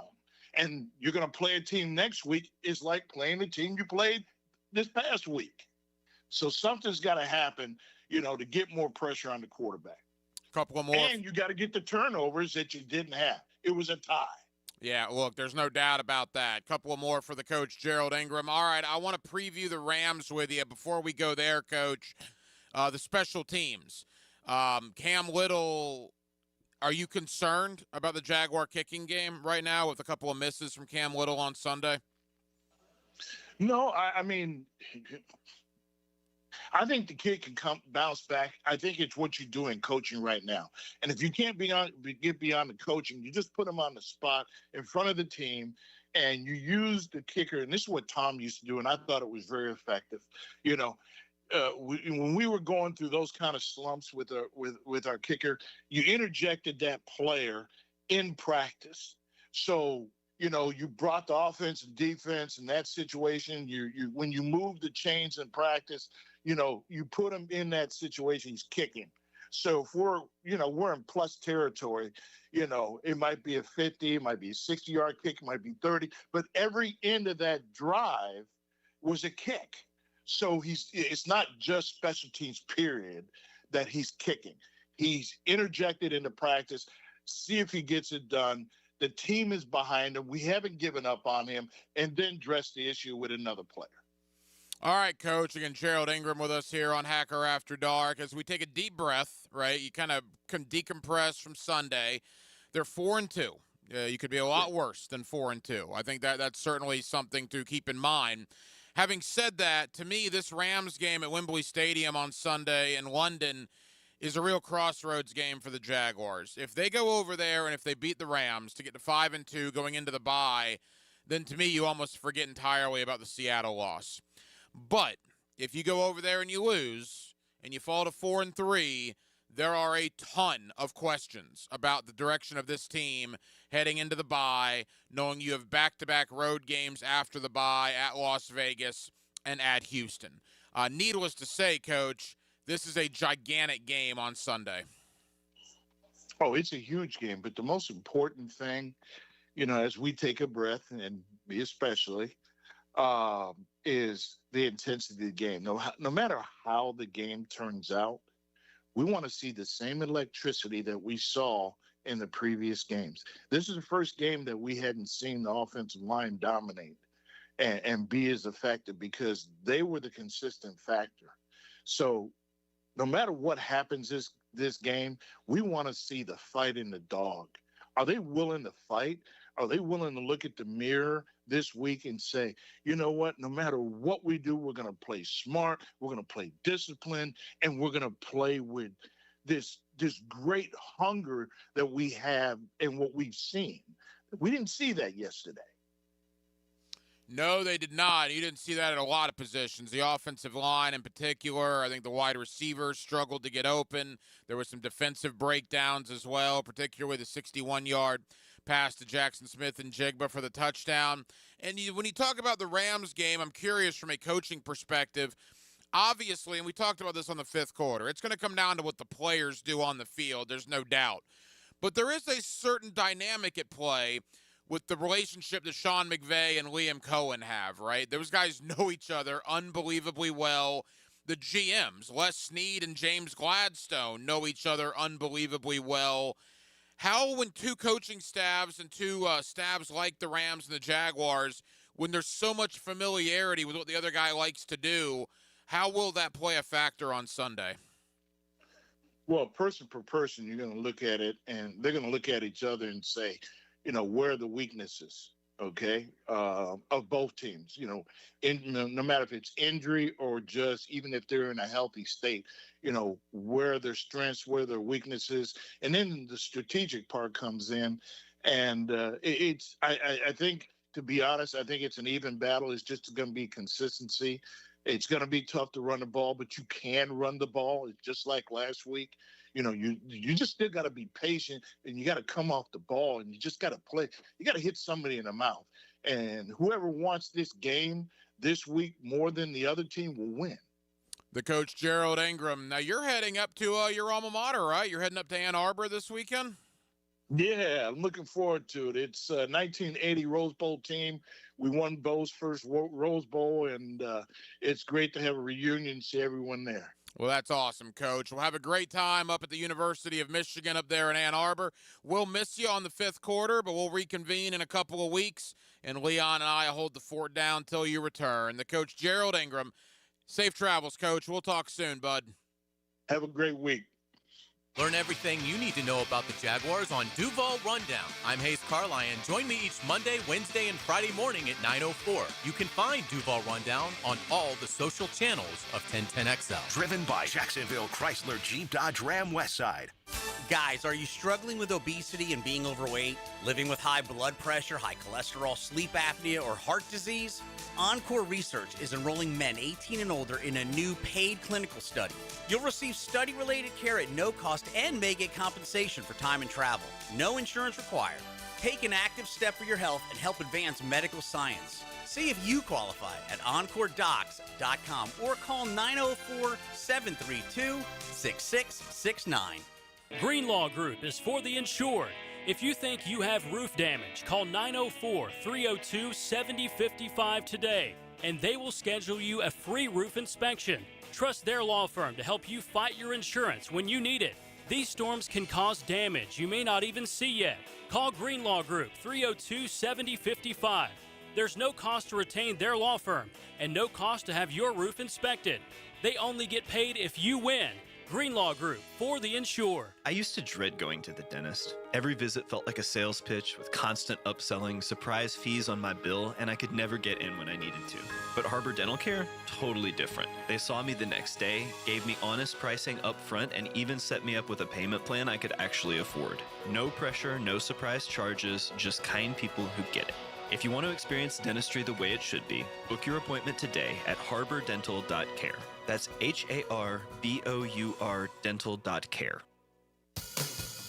With Lee and Kate's Glass, you're gonna see a big difference. Frank Frangie for Lee and Kate's Glass, still family owned and in business for 100 years. When they say you're going to see a big difference, that's for everything. Custom showers and spas, tabletops, mirrors, even replacing foggy windows, all at a more affordable price. And with your satisfaction absolutely guaranteed, Lee and Kate's Glass is your best choice. Visit leeandkatesglass.com. With Lee and Kate's Glass, you're gonna see a big difference.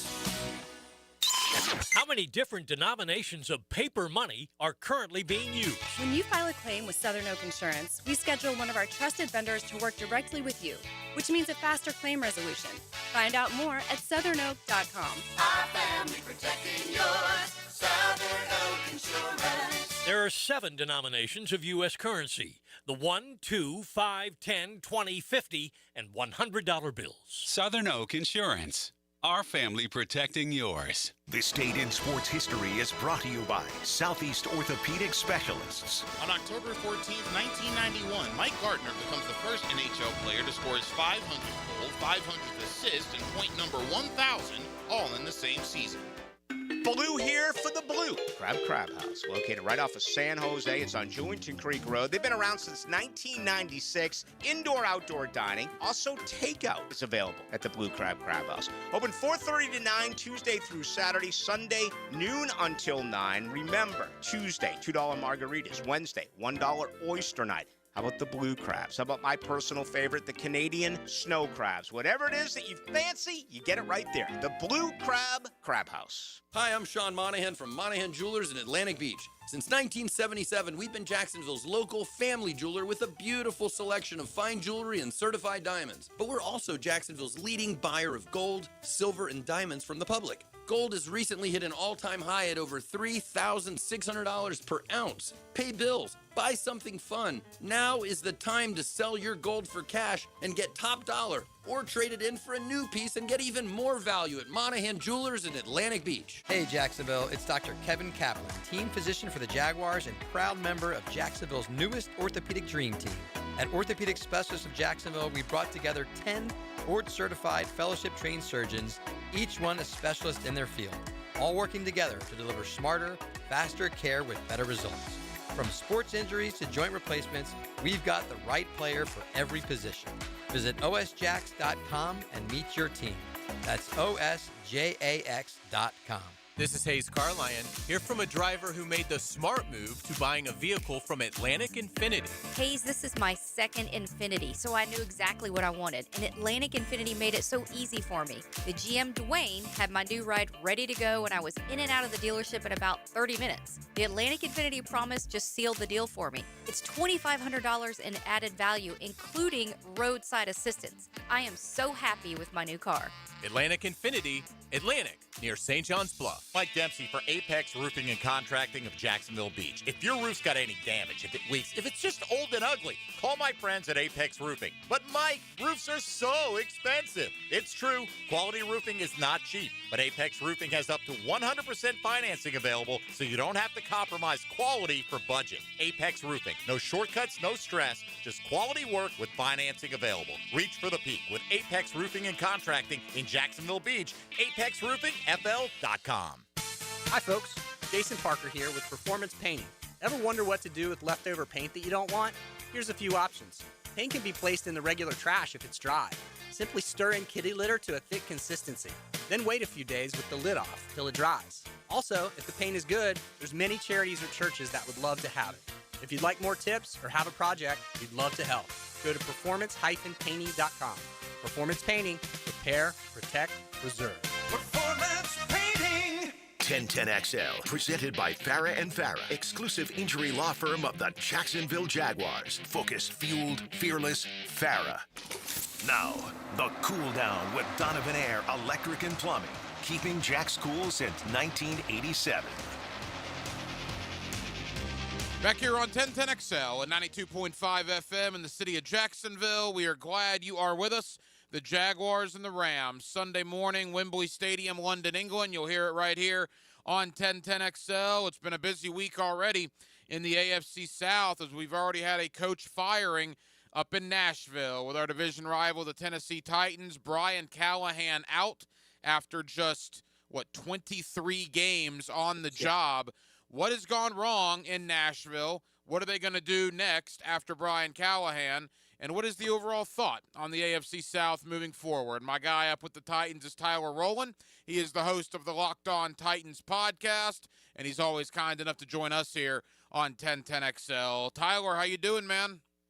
I'm doing great. I mean, obviously, it's a crazy time right now in Titan land, but I seem to thrive in these crazy situations, Ryan. I'm kind of used to it at this point with this team. So just another Tuesday, it feels like here. You know, we had the disaster of Urban Meyer, and that only lasted 13 games. I don't know if Brian Callahan was as big a disaster, but it was close, right? He only got 23 games up there. What on earth happened? What went wrong so quickly? Well, I think those two are probably the worst head coaches in the NFL in the last 15 to 25 years, I'd say. It would be fair to say that. They're at least in the running at minimum.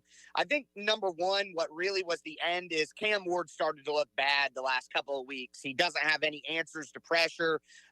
He's not holding on to the ball to take advantage of the plays that are there down the field, and sometimes he's holding the ball too long before he dumps it off. And quite frankly, looking at the tape, wide receivers are way too close to each other. The route spacing isn't there. They're keeping in 7 guys to block and still giving up pressure, which means everybody's running deep routes, but there's nobody to throw the ball down to on a check down or a hot option. So the offense was just totally discombobulated. And the Titans, here's a stat for you. The Titans in the first 6 games of this season had scored the least amount of points in 6 weeks of any team since 1985. So when you're an offensive guru, you're a quarterback whisperer and all these things that Brian Callahan was sold as, but your special teams has been good, your defense has been relatively good, and your offense is an abomination that we haven't seen in 40 years, I think it's fair to look at the coach and be like, that's simply not good enough. So the offense falling apart entirely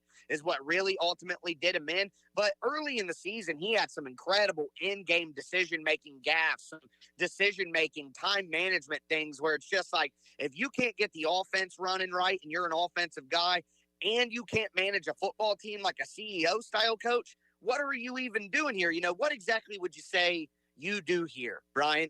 So I think at that point, you know, he's bringing nothing to the table. And if you're allowing him to continue, all you're doing is continue to go backwards. Tyler Rowland, host of the Locked On Titans podcast. Look, far be it for me to talk about any other organization when we've had the likes of Dave Caldwell, even going back to Gene Smith, obviously Trent Baalke, Urban Meyer. I mean, it's been a disaster here. Maybe they've righted the ship with Liam Cohen and James Gladstone. It appears they have for the time being. But, Tyler, I'm watching that press conference on Monday night with Borgonzi and Brinker, the guys that are in charge up there, and it looks like they were just sent out there by the owner of the Titans to basically answer questions that she just didn't want to have to answer. That was a bizarre, weird press conference, and from afar, it makes me wonder what really is going on with that organization.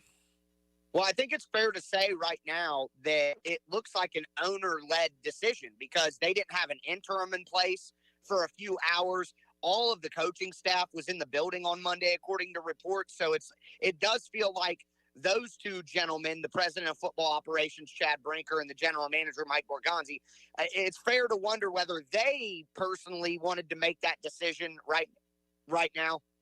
And it would be fair to say that they didn't. But I think, part of the reality is the public doesn't get access to billionaires, and those guys aren't just paid what they're paid every year to put a roster together and manage the off-field this and that. Those guys are paid in part to be a meat shield for a billionaire, and that's not uncommon around the NFL. I think that the Titans have had so much turmoil in the last few years that fans really just want to throw tomatoes at the owner. And I understand that. And if that's how they feel, but I think at the end of the day that there are no answers that she can give that will make anybody happy until the team starts to play better on the field. There is no good answer for why she's fired all these different people and things haven't worked. The answer is I messed up. I got it wrong.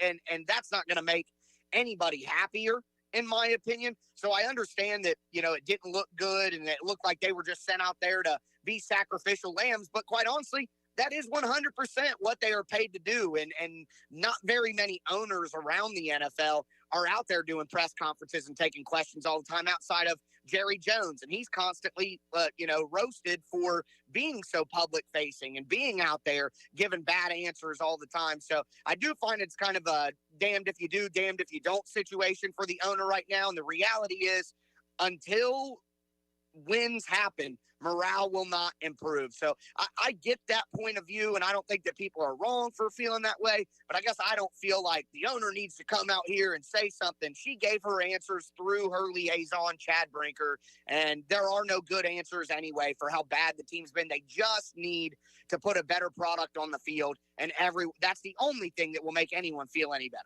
I mean, Tyler, there's 11 games left in the year. There's not 3 games left. I mean, we're in the middle point of October.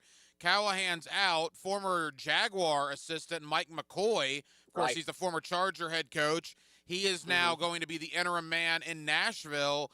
I mean, what are we talking about for these next 11 games here? There's a lot of season left to go. Yeah, there is a lot of season left to go. And, I love football, but, man, it's been a sludge already for the first 6 weeks. I don't know if I'm prepared for 11 more weeks. All jokes aside, I think what really is most interesting, we talked about the press conference with, the decision makers, but Mike McCoy is going to be doing his first availability with Titans media on Tuesday. He has not spoken with anybody since he was hired as a senior offensive advisor earlier this year. And in the press conference with Mike Borgonzi and Chad Brinker, Mike Borgonzi said that, Mike McCoy is going to speak to the changes that he plans to make. And he said there are going to be some schematic changes with the offense and things like that. And I think that's what really matters. They got to get Cam Ward playing better football. They got to make him more comfortable and make him have more success. At the end of the day, this entire season, I think any logical person knew that the Titans weren't going to win a bunch of football games this year, but you just needed to see them improve out on the field, just take steps forward and not look like the worst team in the NFL once again. And quite frankly, not only have they not taken those steps forward, I think they've taken steps back this year. They look even worse this year than they looked last year. So to me, I think that what really matters the next 11 games is Mike McCoy's got to get this offense playing better, got to make Cam Ward look better than he's looked so far. And I think they do need to make changes on the offense. You got to do more play action. They had a 13% play action rate against the Raiders. And when you look at what Cam Ward's done well this year, it's been under center, play action, bootleg, getting on the move, seeing the field clearly. They don't have great wide receivers that are going to create separation on their own. So you need things like play action that create artificial separation, pulling up linebackers and moving guys across the field, manipulating zones. They got to do more play action. Cam Ward is not a pocket passer like a Joe Burrow or a Tom Brady or a Peyton Manning or a Matt Stafford, like what Brian Callahan had experience with before. He's a guy who needs to be on the move and get out of the pocket and maybe not always play action, but a little bit of pocket movement, a designed rollout, things like that. I think those things are going to help. And where's the RPO game? We were told by Brian Callahan that this was going to be year 2 of Miami for Cam Ward. Well, there's no RPO game, not a lot of pocket movement, not a lot of play action and things like that. So I think Mike McCoy can do some simple things schematically on offense to help Cam Ward play better and look better, but he's going to have to answer to that in his first media availability. And to me, I'm much more interested in what he's going to say about the schematics on offense than I am what the sacrificial lamb decision makers are going to go up there and say, because the reality is the only thing you could say is Brian Callahan was bad and we couldn't continue with him. And that's the truth of the matter.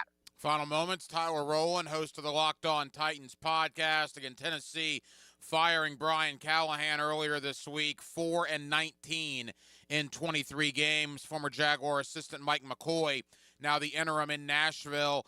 Tyler, let's quickly look around the division. You guys have played Indianapolis already. You guys have played Houston already.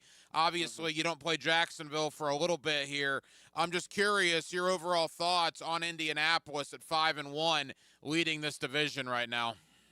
Indianapolis reminds me of Minnesota last year. They have a great team. They have a great environment, good cast of weapons. They don't have a Justin Jefferson out there, of course, but they have a really solid cast of weapons with a great running back and a good offensive line, good play caller and designer and Shane Steichen. The defense, while I think they're better than the sum of their parts because of Lou Anarumo, their defensive coordinator, they just have a really solid unit. But I'll be honest, does anybody trust Indianapolis to be a real contender this year with Daniel Jones at the helm? It feels very Sam Darnold-y, like, hey, this guy's good. He's better than we thought. The cast is good. The coaching is good. But is this guy really going to elevate the team and make the big play in the big moments? I'm sorry. I don't buy it. Let Colts fans be mad all they want. But they're going to have a great record and probably win the division. At this point, their schedule is just absolute cake, man. It's so easy.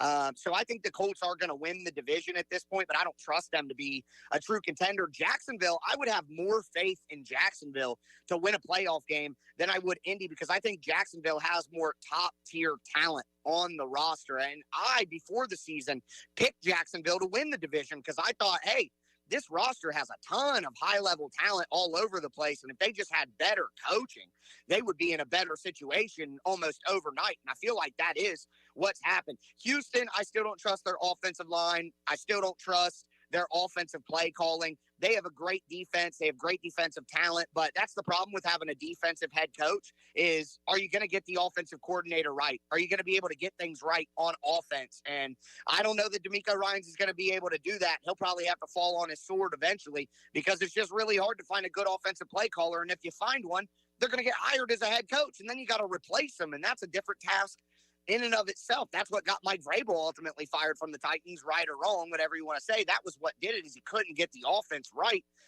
So I don't trust Houston's offense right now. I think the Colts would be great, but I don't trust Daniel Jones in the playoffs. Jacksonville is the team that I think has the high-level talent, and Trevor Lawrence is just so perplexing. He has so much talent, but he just makes such dumb decisions sometimes. It's very confusing to me, but he has all the talent in the world, and I think if the best version of Jacksonville, in my opinion, is better than the best version of Indy or the best version of Houston. So I still think that Jacksonville is the team I would most bet on to win a playoff game if all the teams got there. But Indy looks like they're going to run away with the division with an easy schedule and a really solid cast of characters around their reclamation project quarterback. I agree with a lot of what you said. My thought on Indy is I agree. Their schedule has been cake to this point. They've beaten some really bad teams. I will say this, though.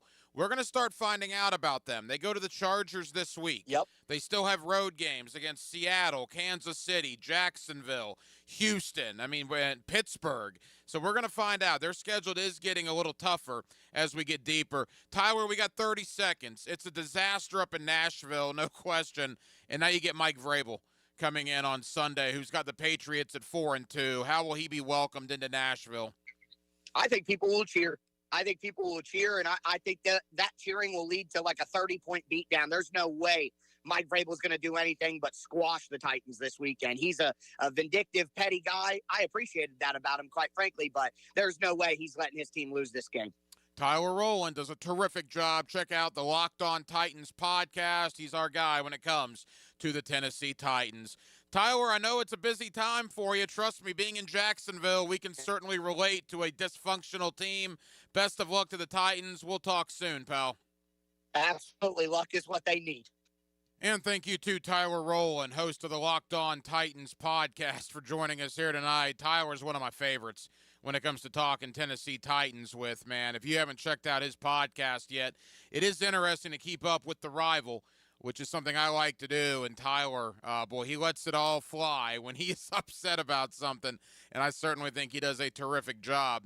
So appreciate him joining us as, again, Brian Callahan out after just 23 games as the coach of the Titans. Former Jaguar assistant Mike McCoy takes over as the interim coach for Tennessee. And ironically enough, Mike Vrabel, the former Titans coach, will bring the New England Patriots into Nashville this Sunday to take on those Tennessee Titans. So we spent some time on that, but as you can imagine, it was a majority on the Jacksonville Jaguars and the world of college football. The Jaguars are over in London.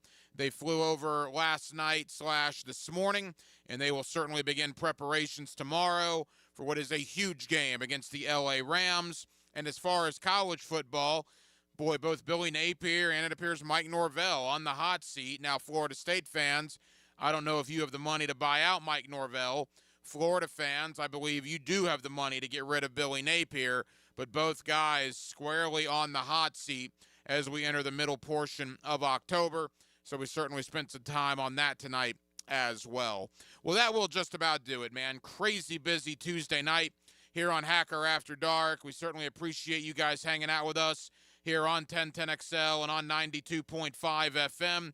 We have a ton of people to thank. Again, Tyler Rowland, host of the Locked On Titans podcast. Thank you to Gerald Ingram. You get the coach every week on the fifth quarter. Always enjoy talking Jaguar football with the coach, Gerald Ingram. Mike Huguenin, I call him the college football encyclopedia. He joined me to talk about the futures of both Billy Napier and Mike Norvell. And back in hour number one, Jared Bailey of the Sporting News, talking Jaguars, AFC South, and more. Now, we will be back tomorrow night on a Wednesday, and we will do it all over again here on Hacker After Dark, beginning at 8 o'clock, and we do hope that you join us then. Dylan Denmark was your producer tonight. Dylan, great job as always. I'm the hacker Ryan Green. And again, Jacksonville, thank you for spending part of your Tuesday evening with us right here on Hacker After Dark, on 1010XL, and on 92.5 FM. So for all of us here on HAD, have a terrific remainder of your Tuesday evening.